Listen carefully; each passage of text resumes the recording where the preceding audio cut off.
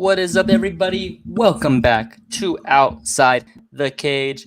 I'm your co-host, Jalen. That's my boy, Eric. How we doing today? Shit, another day, another dollar. Yes, Here, sir. ready to talk some fights as per usual. Coming off maybe the best card of the year, maybe not. I think we can get into that, but I was just still shocked, honestly, about the result of the main event. Yeah. If you're living under a rock, Justin Gaethje went out there, knocked out Dustin Poirier with the head kick.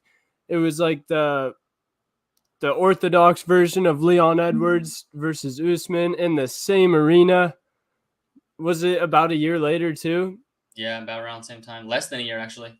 Man, Salt Lake City delivers again. The crowd was elite from the beginning. We were very elite in the beginning. We started off the picks really good.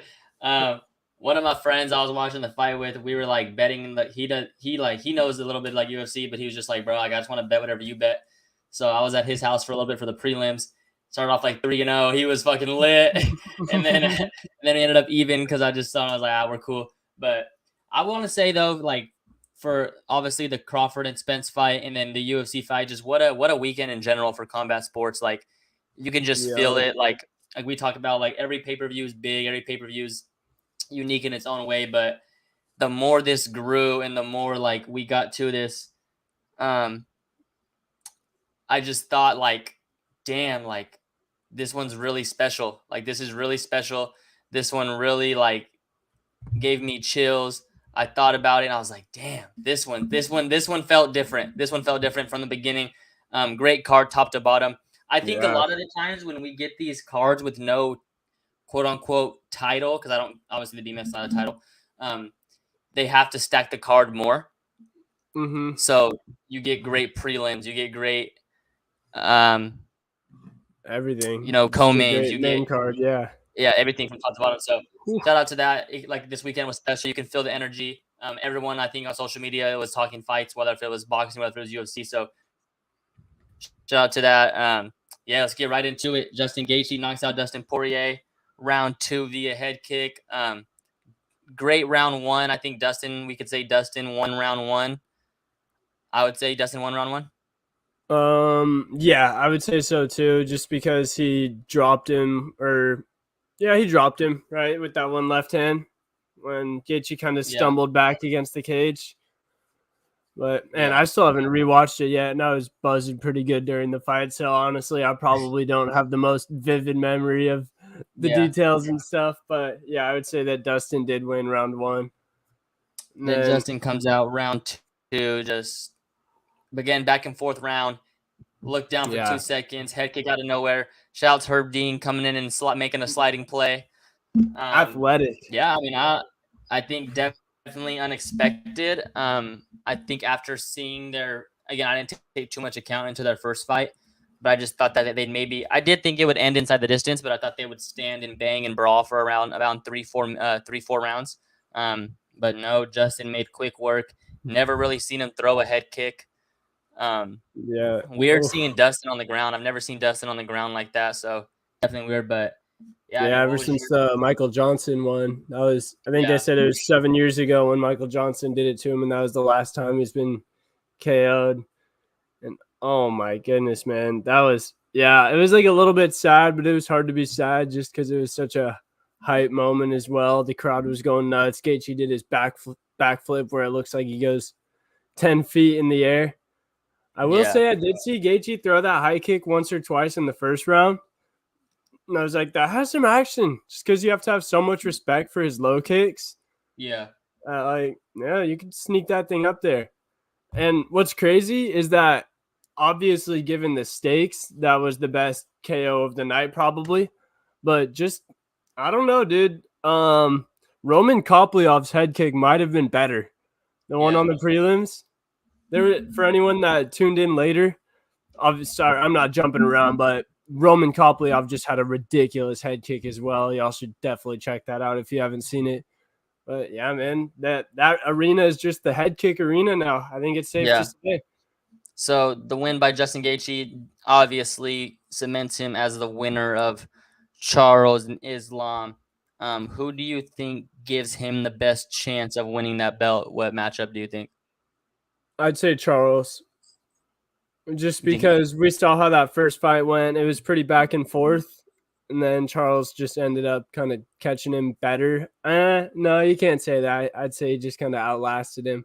Yeah. But yeah, I don't know. I just think Islam's a major problem still. Yeah.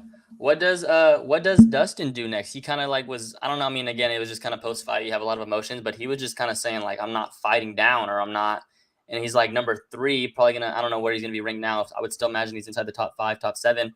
So who does he fight? I mean, you in a situation like that, it's usually he fights a guy that's coming up. So yeah, I mean, I don't know who in that lightweight division that.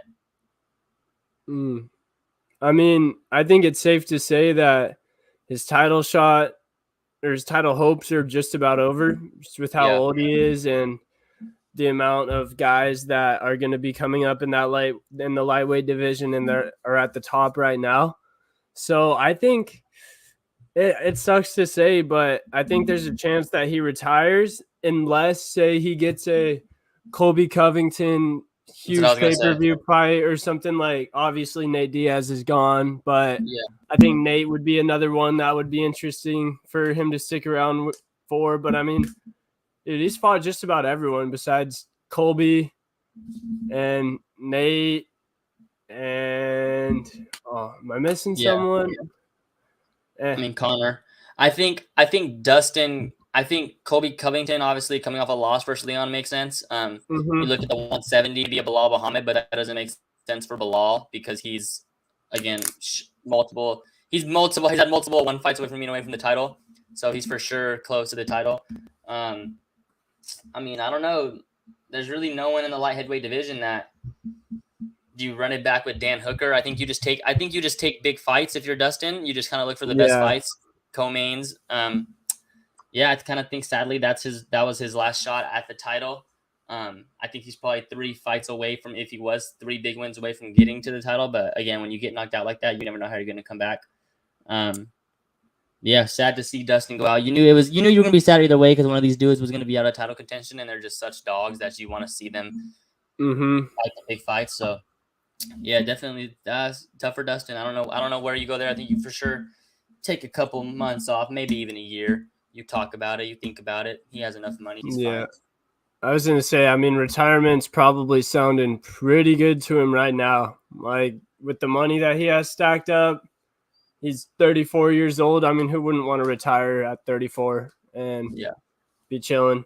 He could always do some UFC analyst role or something like that. Actually, I don't know if he'd be that big into the talking part, but dude, sucks to see, but it is what it is. Did you see Masvidal said he bet $100,000 on Dustin? Do you think that's legit? I think probably, but I bet big money on him. I mean, shit, it was good. I mean, I went big on Dustin. It was a good bet. I thought. I don't know. We were both like, I think, semi-confident. Like, we knew it was going to be a war, but I think we both thought that Dustin was gonna come out on top. Man, dude, I'm still kind of surprised, honestly. It came out of nowhere. Yeah. And in our co-main event, Jan Blachowicz, Alex Pereira. I think we could all agree it was a title eliminator. I actually have a take on that now. But just a weird fight, I would say. Blachowicz dominated round 1, Pereira won round 2. Round 3 was the close one. I had Pereira winning 29-28 split decision. I agreed with the decision. I think we learned a lot about Pereira. I think that he's obviously a great striker. He's big, he's strong, but I don't think he has that. He still has that power, but these guys at 205 are bigger and have a little bit tougher chins to take that power because he hit Jan a couple times where anyone else would have dropped. So, I thought Pereira was, I mean, obviously he didn't look great grappling. Jan got tired. I think Jan definitely had a couple of chances to put him away there. But got tired. Definitely should have went back to the wrestling, but couldn't because he couldn't get a takedown because he's too tired. I just think this light heavyweight division, man, it's cursed. Like, this was the perfect opportunity for, obviously Pereira wins, so it was a perfect opportunity for Pereira to get a big knockout, a big win, or Jan Blachowicz to get a big knockout, a big win, a convincing win. and it just didn't happen. So, I mean, obviously we know who Alex Pereira is, so of course we want to see him fight Yuri, but there was just no like, there's no buzz about it as there would have been if Pereira came and put this dude to sleep. So I don't know. It's just I feel like this division's like just not. It's just cursed for the time being. Yeah, dude, they really can't catch a break. We've had 2 champs now. We're both exciting that everyone was excited about, and then they both have a year-long injury back to back. So man, dude, Jan really disappointed me. I don't know if it was his age mixed with the altitude, but he looked like he had nothing to offer after that first attack that he or his first time trying to submit Pereira when he was on his back, expending all his energy. Then he was just out of it, dude. Felt like for the last 10 minutes of that fight, basically, he just looked like he didn't want to be there. He was just trying to get to the end of it, which is obviously, I don't know. It's easier talking from the couch than it is actually doing it. But I don't really know what's left for Jan. He's 40. He's already been a champ. He's made money.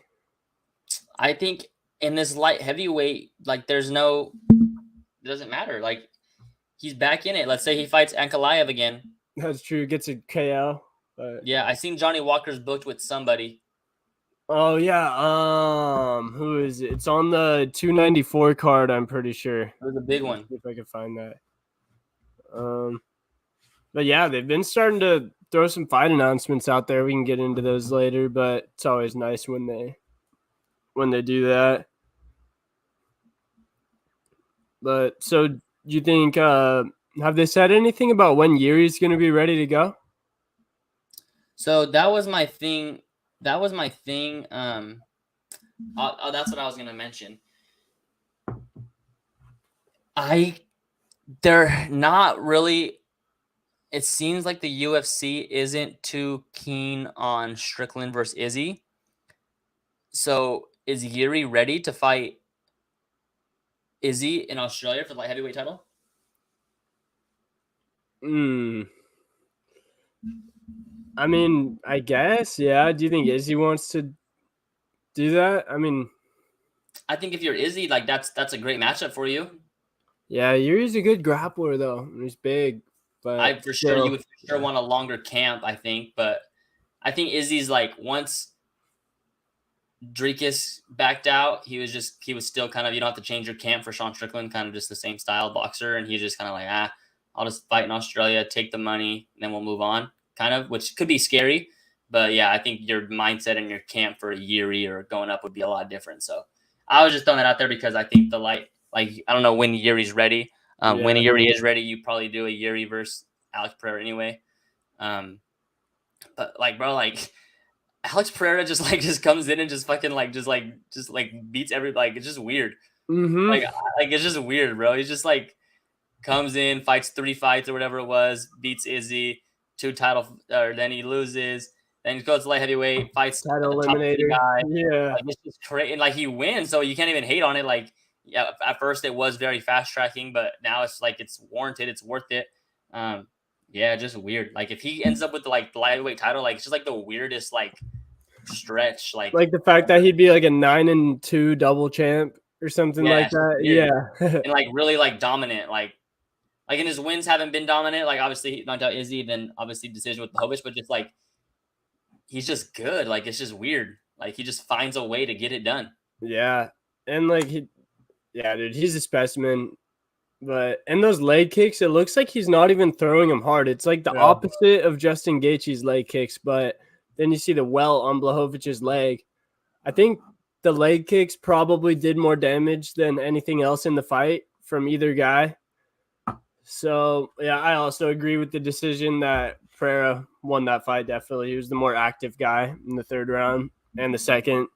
Yeah, I had it close. I had 1-1, and then 1-1 going to the 3rd, and then I had a close by Pereira in round 3. Jan didn't really do much round 3 until he finished on top. That's what kind of was the difference. But, I had Alex. Derek Lewis shocked us all. Comes in with a flying knee. Beats Rogerio de Lima. Round 1 knockout.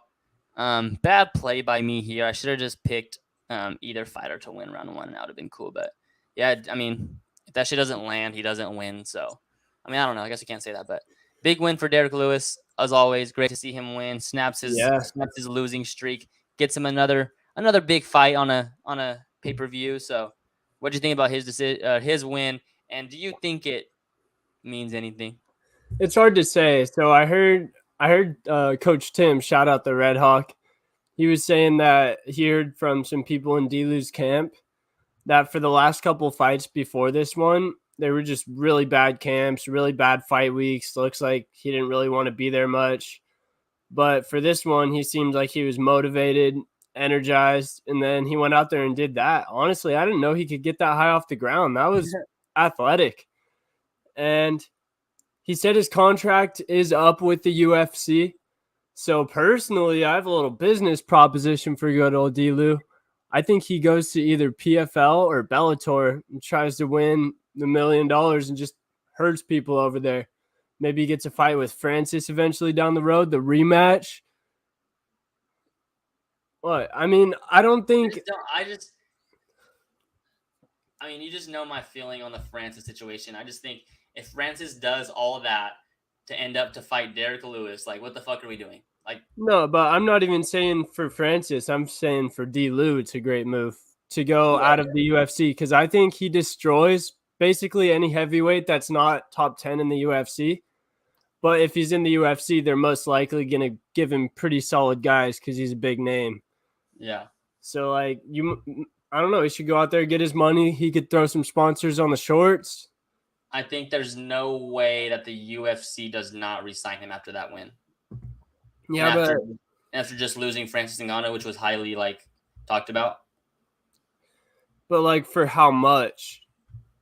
I mean, I don't know how much their contracts are or what they do. I just don't think they lose Derek Lewis. He's just, I don't know. Before that fight, I'm sure they were thinking he's gonna lose tonight and we're cutting ties with him. He is. Let me see how old he is. Like 38. Yeah, somewhere around there. Yeah, 38. Boom. So, I mean, I don't know. I guess heavyweights, they can last a little bit. Yeah. They can go later into their days. But, I mean, he for sure would just take the money, but I don't know. I just think that he's in a division that's not really it's crazy because you look at it just boxing and others combat sports in general, everyone's always heavyweights. Mm-hmm. But in the UFC, it's bantam, feather, lightweight, or the divisions. Low to it, yeah. Yeah. And heavyweight, there's not really. I mean, yeah, that John Jones back. John Jones fighting Stipe's back. That's big. It's one of the biggest fights ever.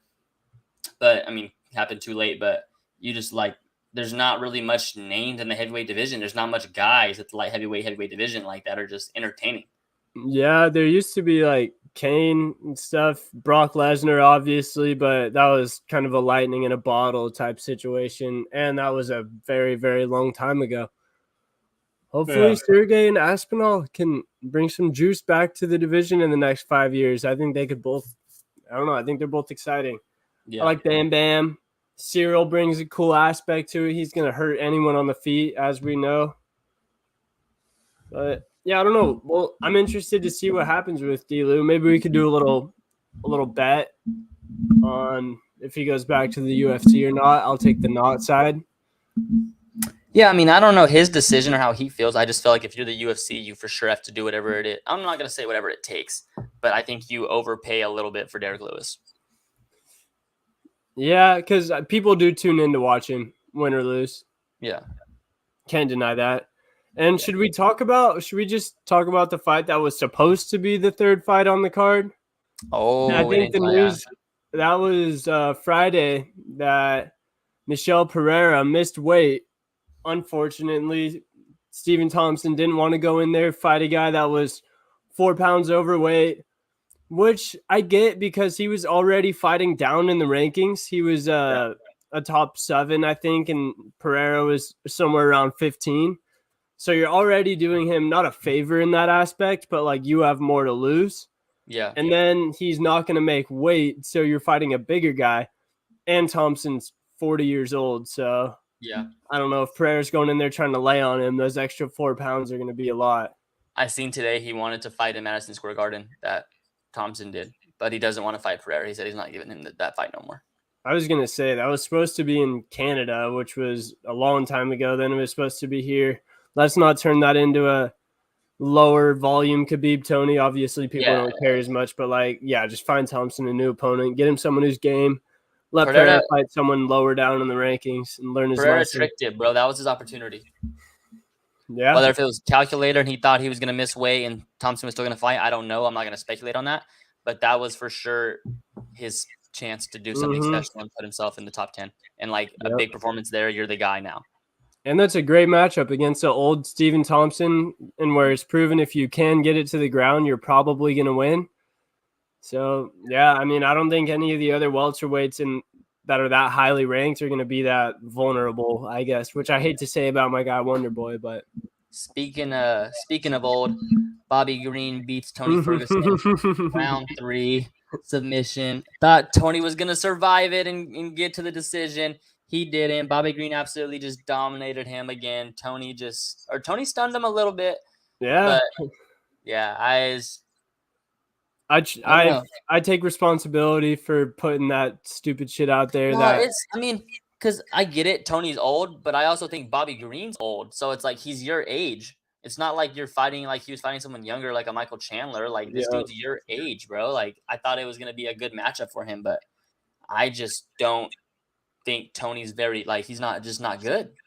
Yeah, like where I messed up is I knew Tony was gonna look old, but I didn't think Bobby Green would look that good.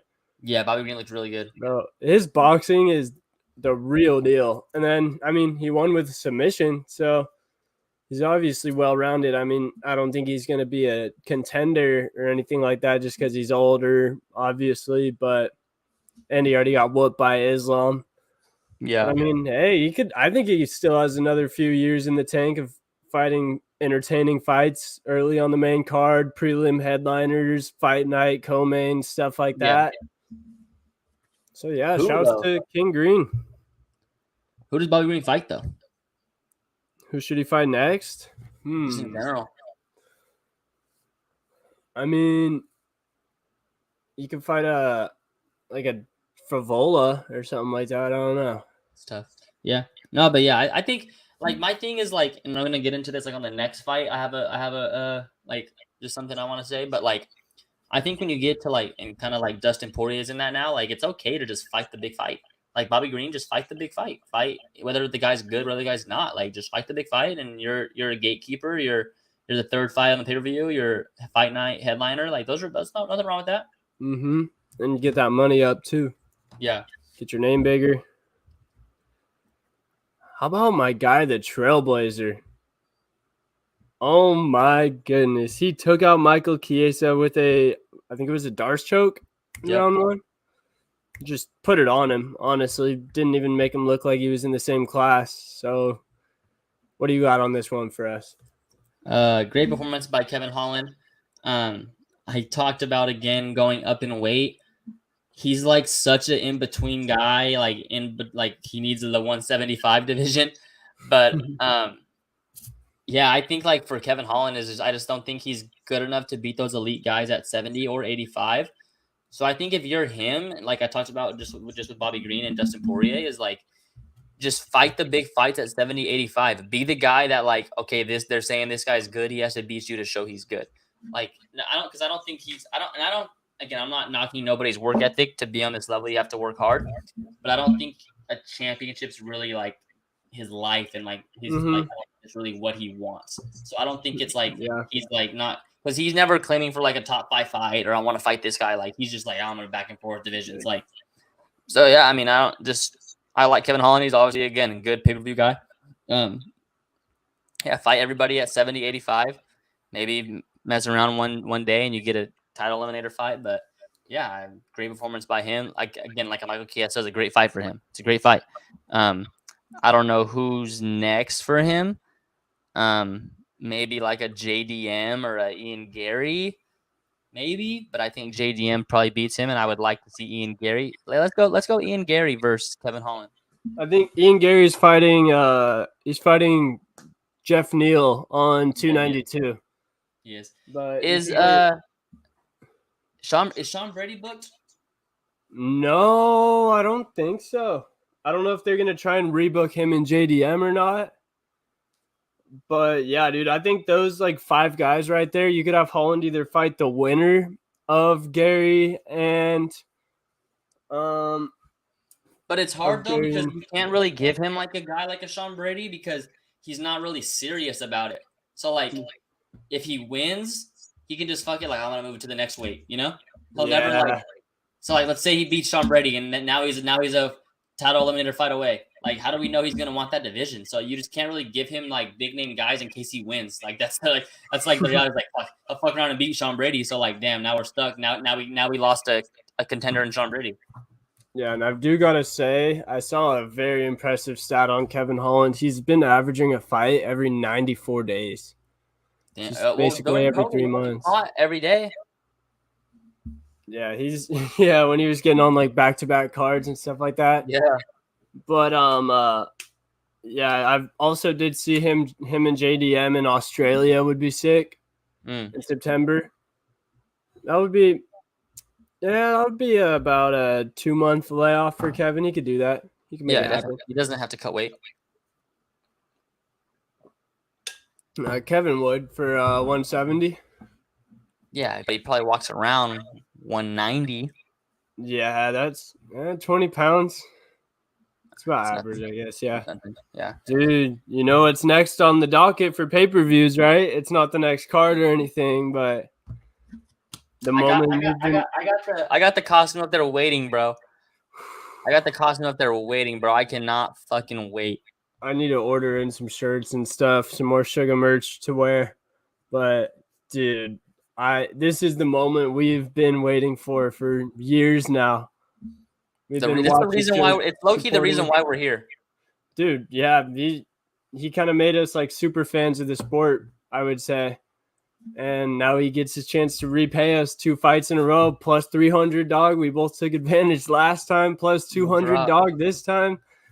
Get to double our investment. Where do you find that? Like, tell me a bank where they're going to double your investment in one night.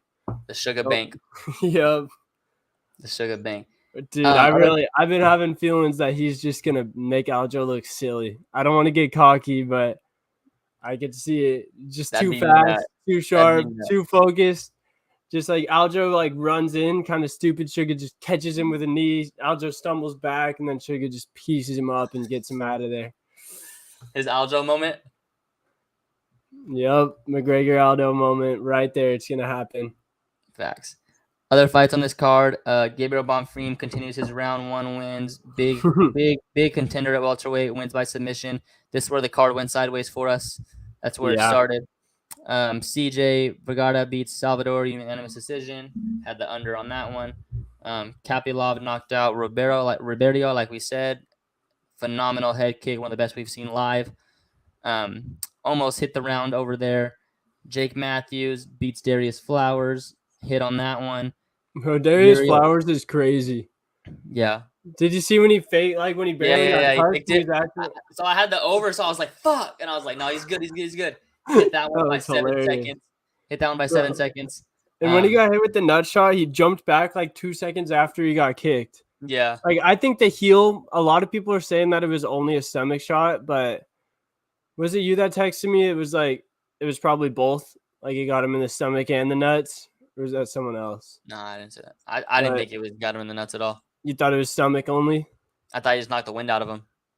Yeah, honestly, it could have been, but he just jumped back in such a funny way. Yeah. Euros Medic beats Selmansberger. That was when I thought we were getting hot. Plus 170. Loses the first round. Fights back in the second round. Puts him to sleep in the third. I was lit. That was the one for me. Miranda Maverick wins by submission. That was a nail biter for us. We hit the under, and we hit Miranda Maverick by submission plus 150. So we were off to a good start. We had a good start. Started off 1, 2, 3, 3-0. Then after that, we didn't get a win until Kevin Holland head kicked us into the oblivion. Yeah. So, bro, that Jake Matthews fight, we won our over by 7 seconds. That was that was a sweat. Bro, those overs are so nail biting. Uh-huh. Like the time goes by so slow. I was gonna text you that. I was gonna be like, bro, the time feels like it's like twice as long. Bro, it when goes you have by an over. so slow. Oh my gosh, I freaking hate it. It's so Do you stressful. do you think that taking like all the names and rankings out of it, Medic and Selmasburger was the fight of the night? Like just the best fight? You could convince me of that. I kind of thought so when I was looking back at them because like all the other fights they had, or some of the other fights, they had sick moments, but there wasn't really a back and forth war. I guess you Yeah. could say like a lot of them just ended in knockouts or they were dominations or submissions. But I feel like that one was a true war all the way up until Medic got him out of there. Yeah. We are back this week in Nashville, Tennessee. Corey Sandhagen taking on Rob Font. Rob Font coming in on short notice. They'll meet at a catch weight. I think they're fighting at 140, I want to say. Corey Sandhagen minus 300. Rob Font coming in at plus 240. Co-main here is Jessica Andrade versus Tatiana Suarez. That should be a great one. One that I like here before we get into it is Justin Jacoby versus Kennedy Nzechukwu. Ooh, yeah. That's a really good fight at light heavyweight. That was two really good, big physical strikers. If you're a fight fan or someone that's not a casual, look into that one. That'll be a great fight. What do you like in Sandhagen versus Wong before we get out of here? You know I gotta go with my guy Sandhagen. He's not my number one bantamweight, but if he was in any other division, he'd probably be my number one guy. I like him a lot. He's been improving in all facets of the game. You've seen him start to use offensive wrestling in his fights just to mix it up, give his opponents more to think about. And he's shown that he is lethal on the feet with the flying knees, elbows, kicks, boxing, all of it. So give me Corey Sandhagen. Rob Font's a dog. I don't want to say that he's like at the top level, kind of a one-trick pony, if that makes sense, but I feel like you kind of know what Rob Font's going to do to beat you. It's going to be with the pressure boxing, like in your face, just like, yeah, just that kind of I think if you're cartel style. You can't be too one-dimensional and beat the Sandman. He has too many tricks. He's too crafty. I think Sandhagen just is too much for him. Maybe a round 4 knockout, round 5, maybe even just a 50-45 decision. But I agree. Give me Corey Sandhagen. Do you have any bets that you like on that? I was just trying to find the like props and I actually couldn't find anything. Yeah, it's still early in the week. They won't have them yet. Okay. Probably Corey Sandhagen by decision. Yeah. Probably Kennedy. I like Diego Lopes. Diego's fighting again? Yeah. Let's go. Diego I like Kyler Phillips versus Raoni Barcelos too. That's going to be a banger. And then Billy Q taking on Damon Jackson. That's a good one. Yeah, they're both I think I might have predicted that one back in the day because they're both coming off of pretty brutal KO losses. Billy Q got like hurt by Barboza, and then Damon Jackson got hurt by Dan Ige. So that was a little snipe by me, I think, but I don't have the receipts. And yeah, we'll put out our bets later in the week. Yes, did you see McGregor? They said most likely December, last card of the year. I mean, I don't really take too much. I take it with a grain of salt. I don't want to get too excited yet. Still a long way. I don't take that USADA shit to effect at all because I think it's too late anyway. He's out of USADA. I don't think he's gonna be in USADA, bro. Like I just think he's fuck USADA. Yeah, dude. That's literally what I think it is. Like I don't think it matters. Like I just don't think that everyone keeps saying like he can't fight yet because he's not in USADA. Like I think that's USADA's done with him. Like I just don't think he cares about USADA. He's just above that, or he's just not gonna fight. No, I just think he's gonna fight with like he can fight anytime. Like I don't think he's has to be in USADA for so long. I don't think that applies to him. I just don't. I'm not saying he's above it, but yeah, he's above it. Like, he's fucking Conor McGregor. Like, you know, if he says if he sells Dana, I'm gonna fight in December. Dana's gonna make it happen. Yeah, that's not matter, bro. They're gonna get someone else's piss. Yeah. So we're another week closer to Sugar Sean O'Malley, baby. That's our next pay-per-view, UFC 292 in Boston. I got the St. Patrick's green Sugar Sean shirt ready for that weekend in Boston. Let's go. Come on. Also, I wanted to say your Angels, they're exciting. I respect it. We're all in. We're all in. We got to do what we can to keep Ohtani. You know. I think if you guys could put up the money, I don't see why he wouldn't resign. Yeah. I don't like. It's not like he grew up in America. Like I don't think he might not even know the significance of All the the teams that Yankees. wanted him now wanted him before. What? All the teams that want him now wanted him when he first came, and he still signed with us. That's true. Yeah, was it between you guys and us, or Dodgers, the Rangers were in there. There's a lot of teams. The Rays, the Giants, Mets, Yankees. and in baseball at the end of the day, like sure you could already have a huge payroll, but it's really just up to the owner if they want to pay more money, right? Like it's not like the NFL. There's no cap space, yeah. You been seeing any training camp stuff that caught your eye? See a lot of injuries. Nothing particular that's really caught my eye. It's still too early. Jalen Hyatt, he's catching my eye, and he's catching a lot of football. So you just asked me that because you wanted to say something. So you had because you asked me that caught your eye. So go ahead. Is there anything that caught your eye? Has anything caught your eye in training camp? I was just being polite, you know. But yeah, dude, Jalen Hyatt on the Giants, he is electric. He recorded a 24 miles per hour thing, and Tyreek Hill was the fastest before that with 23.7. I've seen some toe drags. Darren Waller has apparently been unguardable out there. So I'm just really excited for week 1. I feel like I might even just have to come up to Bakersfield. First football Sunday, we get to cap it off with a little SNF, Giants Cowboys. Yeah, you know where I'll be. I ain't hard to find. Bro, that week 1, that wouldn't be the Sugar weekend, right? August 19th? Let me see. Or is week 1 in September? I thought it's September. Yeah, it might be like September, actually. That would have been too good to be true. It's September. We're like 2 months away. I wish we were breaded like that to where we could be like, bro, we're going to that game. I know you're telling me. In due time. Yes, sir. We just That's need. all I got. That's all I got this week. What you got? What we ended on? That's all I was gonna say. I was just gonna say we need like Athletic Greens or one of those fools that sponsor everyone to hop on. You know what I'm saying? send us to the Giants Cowboys game. Facts. All right, then. Yeah, that's all I got for this week. We'll be back guys next week. Contender Series next week. We got Ultimate Fighter on Tuesday tomorrow. So tune into that. We'll see you guys next week. We'll drop the picks on the Instagram socials for this weekend's card. Stay safe. Gamble responsibly. Thank you all. Oh, I like that. Gamble responsibly.